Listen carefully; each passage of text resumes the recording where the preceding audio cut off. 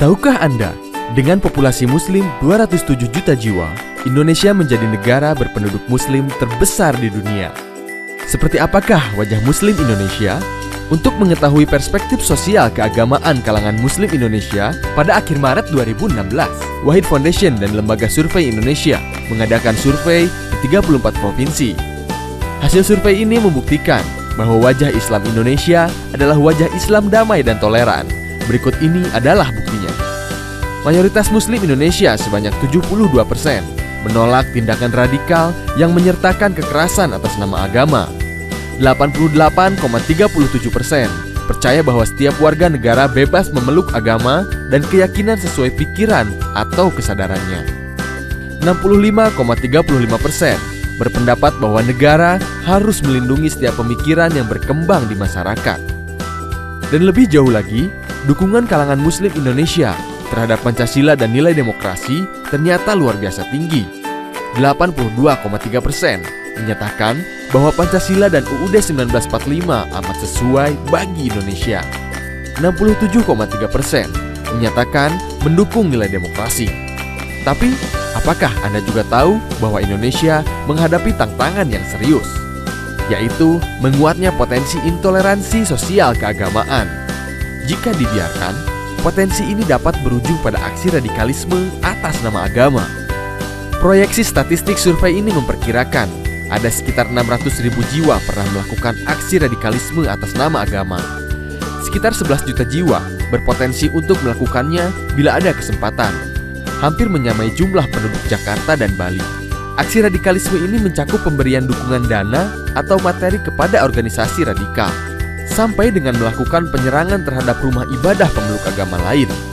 Ingat, ini angka potensial hasil proyeksi, bukan angka aktual. Ada 3 hal yang berpengaruh signifikan atas potensi ini. 1.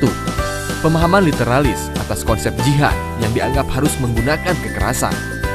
2. Materi ceramah yang berisikan permusuhan dan kebencian. Dan ketiga, ketidaksukaan bahkan kebencian terhadap kelompok tertentu meskipun kelompok tersebut seagama. Tapi survei ternyata menemukan bahwa pendidikan, pendapatan, dan wilayah tempat tinggal di desa atau kota tidak berhubungan langsung dengan intoleransi dan radikalisme sosial keagamaan.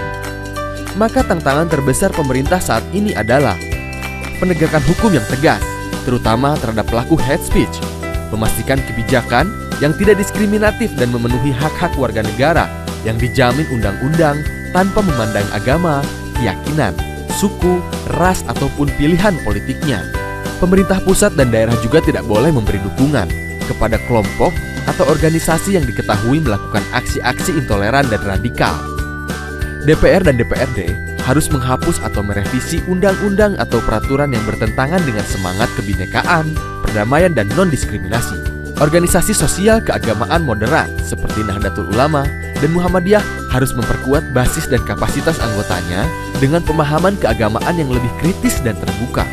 Dan sebagai warga negara, kita harus membiasakan diri berpikir kritis, tidak terlibat penyebaran ujaran kebencian atau hate speech, mengamalkan nilai-nilai beragama yang positif dan damai, membuka ruang dialog, menggiatkan interaksi antar kelompok, serta memupuk saling pengertian dan pemahaman.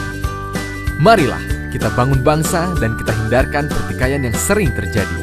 Inilah esensi tugas kesejarahan yang tidak boleh kita lupakan sama sekali.